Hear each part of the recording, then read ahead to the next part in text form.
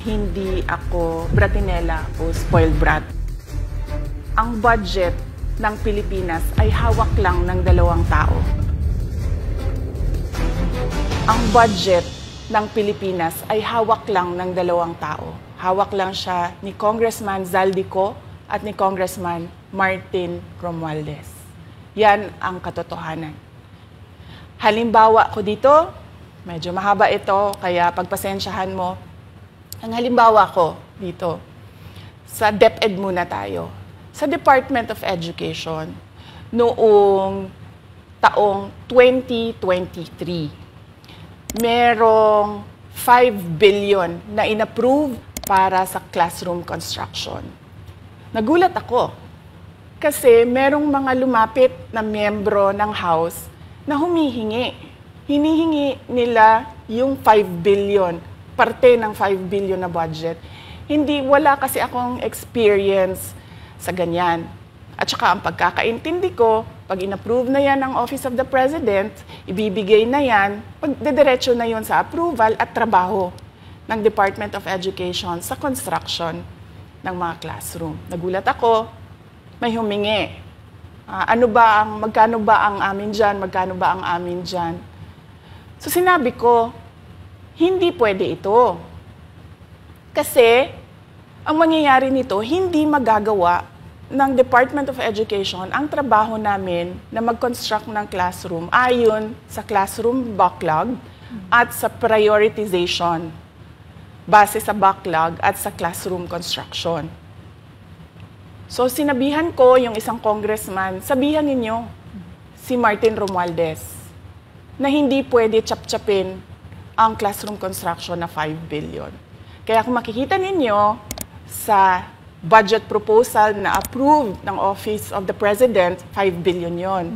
Pero nung lumabas yung GAA o yung budget approved noong 2023, naging 15 billion siya.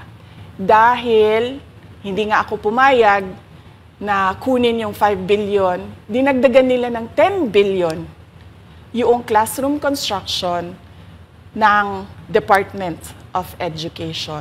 Yung 10 billion na yon hindi kontrolado ng Department of Education.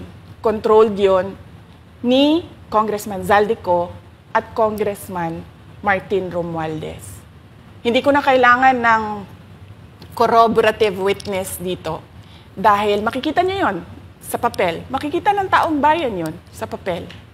NEP, 5 billion, lumabas ang budget approved, 15 billion. So maiintindihan niyo, 'di ba? Bakit pa tayo magbo-budget hearing para sa Office of the Vice President? 2 tao lang naman ang nasusunod sa budget ng bayan natin. Halimbawa, taong 2024.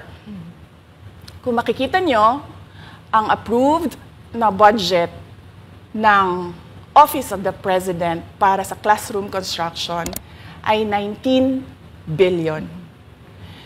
Noong lumabas na ang House version ng Appropriations Bill, ay naging 24 billion ito. So, approved 19 billion, paglabas sa House, naging 24 billion. At doon sa 24 billion na yon, kung hahanapin mo sa papel, kinuha nila ang 5 billion ng repairs ng classrooms at nilagay nila doon sa 19 billion para maging 24 billion siya. So ang naiwan sa repairs, sa kawawang mga classroom, ay 1 billion. Kaya makikita nyo, sa papel, nandyan yan.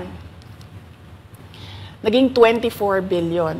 At hindi lang yan, dahil noong 2023 ay hindi ako pumayag na hindi masunod yung DepEd na rules sa paano mag-classroom construction based on need.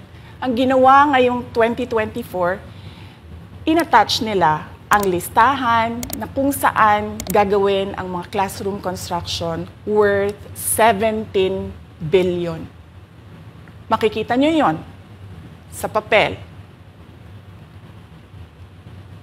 Pagdating namin sa Senate, nakita yun ng mga senador. Tinanong nila ang Department of Education, totoo ba o hindi totoo na galing sa inyo ang listahan ng 17 billion ng mga classroom construction?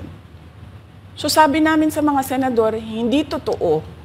Hindi namin magagawa yung trabaho namin, hindi natin masasolve ang classroom backlog, kung ganito ang nangyayari, pwede ba ninyo kaming tulungan? Yung mga senador naman, very helpful sila. Oo, tulungan namin kayo. Kaya nga, kung makikita ninyo sa interpellation ng isang senador doon sa budget hearing sa Senate, tinanong niya, diretso, galing ba sa DepEd ang listahan ng 17 billion? Galing ba sa DepEd ang listahan na inattach doon sa House version? Sinabi namin hindi. Hindi galing sa amin yan. On record yon. Makikita nyo sa mga videos, balikan nyo yung mga videos. Makikita nyo.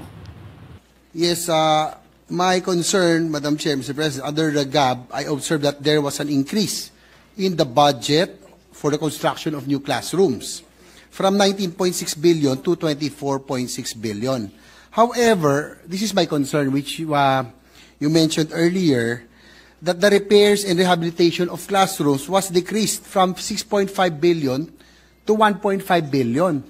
I also have information, Madam Chair, Mr. President, that 24.6 billion allocated under the GAB, but only 9.8 billion from the allocation is left to the discretion of DepEd. Kaya hindi ko na kailangan ng witness kasi makikita nyo sa papel. Tapos dumating ang BICAM, walang nangyari dahil ang nasusunod doon ay si Congressman Zaldico at si Congressman Martin Romualdez. Kaya nandun pa rin naka-attach yung 17 billion na ginawang listahan ni Co at ni Romualdez. In fact, balik lang ako konti sa'yo, ha? Kahit yung mga congressman, nakikita nila yung problema ng ginawa nila na pag-attach ng listahan sa budget. Kasi doon sa basic education hearing noong May 2024 ng House of Representatives, merong isang congressman nagreklamo, bakit ang tagal ng classroom construction? Bakit ang tagal? Sabi nung USEC ng DepEd, kasi may pabago-bago sa listahan ng DPWH dahil hindi kami ang gumawa ng listahan. Yeah, Mr. Chair, with respect to the 17 billion in Annex A of the GAA, we are not privy on how the school sites were chosen. So, be it as it may. How is it chosen? I'm not privy to that, Mr. Chair. As, when the GAB came out, there was a 14.7 billion Annex A. Then when the committee, the GAA came out, from 14.7 it became 17 billion. So we are not privy to how the list was generated. So dagdag ko lang yan doon sa confirmation na kinuha nila yung budget ng DepEd at isa yan sa mga rason kung bakit ako nag-resign sa Department of Education. Hindi na ako papayag na sa susunod na taon, ganyan pa rin ang gawin nila at ako yung mananagot sa ginagawa nila. Kaya yan yung sinasabi ko, bakit pa tayo mag-question and answer dito para atakihin niyo ako? Ang masusunod lang naman sa budget, 2 tao lang. Makikita natin na let's stick to our plan, atakihin natin ito siya. Walang kinalaman sa kanyang Office of the Vice President 2025 budget proposal.